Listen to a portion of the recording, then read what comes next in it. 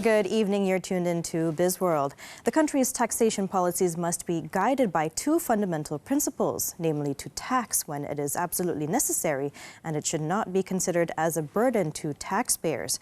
Prime Minister Datuk Seri Anwar Ibrahim said the changes that the government needs to take, including in the upcoming 2024 budget, to be tabled on October 13th, will be clearly formulated based on these principles. But never overtax, and it should never be seen as a burden to the people. So I think that principle we must adopt. The changes that we will have to take, including in the forthcoming budget, will be clearly formulated based on these sound principles. Taxation is only when necessary, and should never be seen to be as a burden to the public. Datuk Seri Anwar, who is also the finance minister, said the government will also make sure that taxes collected are spent wisely without leakages. The Prime Minister added that foreign and domestic investors would see the taxation as opportunities in the business enterprise. This will not only reward investors, but at the same time nurture the sense of responsibility for them that is consistent with the concept of Madani.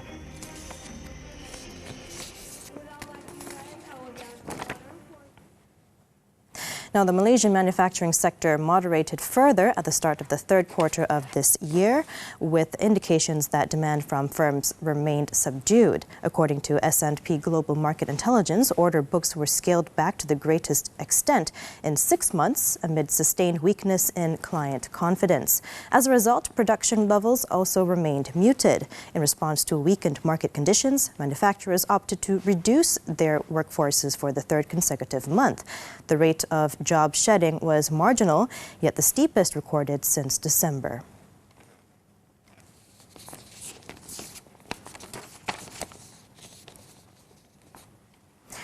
Moving on, the real estate sector has shown promising signs of growth and resilience during the first half of this year, supported by a favorable economic landscape. According to Knight Frank Malaysia, the country's residential property market staged a strong rebound last year with a 22.4% yearly increase in sales volume and a corresponding 22.6% growth in sales value following the normalization of economic activity.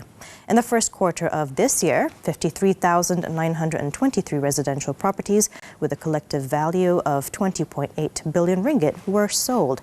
However, the firm remains cautiously optimistic about the recovery of the residential property market due to rising borrowing costs and inflationary pressures amid a slowing economy.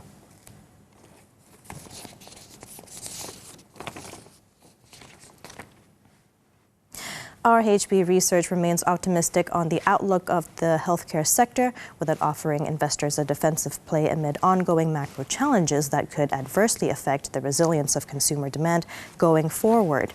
Now, it's said the healthcare sector is a good choice given its relatively inelastic demand, pickup in international patient visits, and the aging society trend, which could potentially open up new avenues of growth. It added that government policy reforms should aid in fast-tracking the advancement of the healthcare industry and future-proof the industry from any pandemics in the future.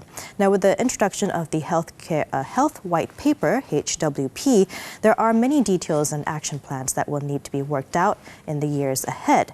Recommendation under the HWP, which suggests the Health Ministry should focus primarily on its role of governance and relinquish its role as a purchaser and healthcare service provider, could contribute to a more transparent function.